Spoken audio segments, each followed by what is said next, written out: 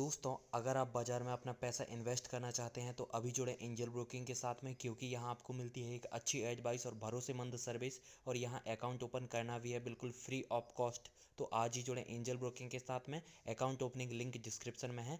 आज ही अपना account open कराएं।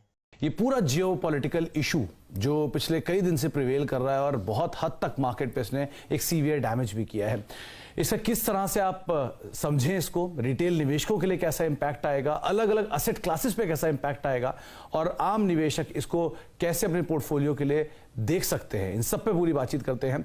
पूरा लेखा जोखा जो है वो नीरज जी ने इसमें निकाल रखा है। तो नीरज जी, किस तरह से देखे रिटेल निवेशक इसे, कितना कंसर्न, कितना ईज आउट, सभी एसेट क्लास कैसे इसे आप समझें? देखिए, बाजार में इस वक्त जो कुछ भी चल रहा है वो दुनिया के अलग अलग हिस्सों में अलग अलग कारणों से बहुत सारी घटनाएं हो रही हैं, उसके संदर्भ में समझना चाहिए। तो अगर बाजार को पूरा कंप्रिहेंसिवली आपको समझना है तो 4 फैक्टर्स मैं आपको बताता हूं क्या है, जिसमें सबसे पहला फैक्टर ये जियोपॉलिटिकल टेंशन का है, जो यूक्रेन और रूस के बीच में एक विवाद हो गया है, क्योंकि रूस ने उसके कुछ हिस्से पे कब्जा कर लिया है और उससे वो बाहर निकल नहीं रहा है। तो इसकी वजह से वहाँ पे एक युद्ध जैसी स्थिति बन गई है। तो यूक्रेन की तरफ से नेटो के देश, अमेरिका, वो सब साथ में खड़े हैं, दूसरी तरफ रूस अड़ गया है इस पर कि मैं नहीं निकलूंगा। ये स्थिति बिल्कुल जैसे कहते हैं कि पोस्चरिंग भी कह सकते हैं आप, लेकिन एक ऐसी स्थिति जहाँ पे 1 लाख सैनिक उसने अपने खड़े कर दिए हैं रशिया ने, दूसरी तरफ नेटो के सैनिक अलग अलग हिस्सों में पोजीशन लेते हुए दिख रहे हैं। तो ये तनाव इतना ज़्यादा बढ़ गया है कि उसकी वजह से मार्केट में एक डर है कि क्या कोई वॉर हो जाएगा, क्या इसकी वजह से बहुत ज़्यादा तनाव होगा, पूरी दुनिया 2 हिस्सों में बढ़ जाएगी।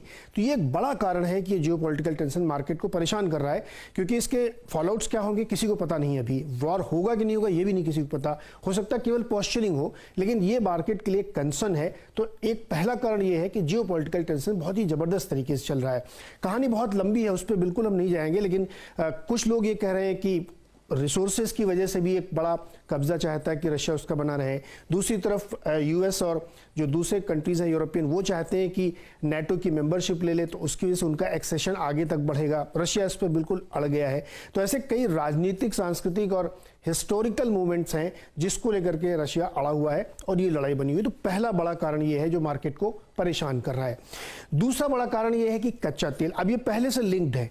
जैसे ही ये तनाव बढ़ा, कच्चे तेल की कीमतें बहुत तेजी से उछली। ऑलरेडी वो तेजी में चल रही थी डिमांड की वजह से, लेकिन दूसरा वजह ये हुई कि तनाव हो गया तो ऊपर बढ़ा। इसलिए हुआ क्योंकि रशिया भी एक बड़ा एनर्जी प्लेयर है, ओपेक प्लस का सदस्य है, ऑयल एंड गैस का मेजर प्लेयर है। तो उसकी वजह से लोगों को यह डर हो गया कि क्या सप्लाई रुकेगी, क्या गैस की सप्लाई जो यूरोप को जाती है बहुत बड़ी मात्रा में, उस पर कोई दिक्कत आएगी।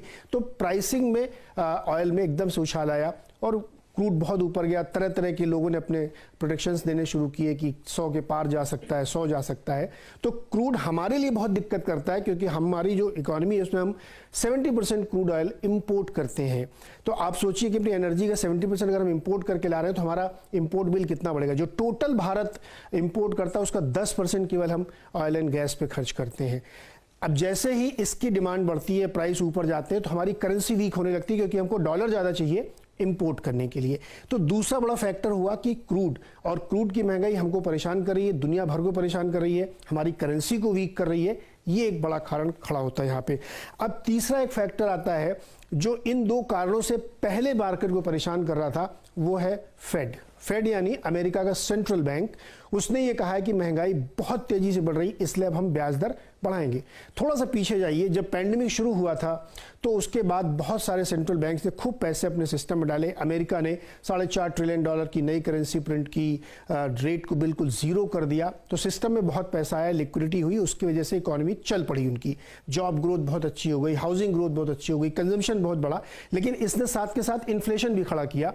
तो फेड ने अपनी पिछली बैठक में कहा कि मार्च से वो ब्याज दरें बढ़ाना शुरू करेंगे, और इतना ज़्यादा प्रेशर है कि 40 साल के हाई पे अगर इन्फ्लेशन खड़ा है तो शायद जून तक ही आपको 1% ब्याज दर बढ़ जाए। ये उनके एक सेंट लुई के जो प्रेसिडेंट हैं बुलार्ड साहब, उन्होंने खुद कहा कि 1% तक बढ़ानी पड़ेगी। तो तीसरा बड़ा कारण ये हुआ कि फेड का ये बयान कि अब मार्च से हम बढ़ाना शुरू करेंगे ब्याज दरें और जल्दी जल्दी बढ़ेंगी, तो वो एक प्रेशर मार्केट पे है, क्योंकि इजी मनी, सस्ता पैसा मार्केट से निकलेगा।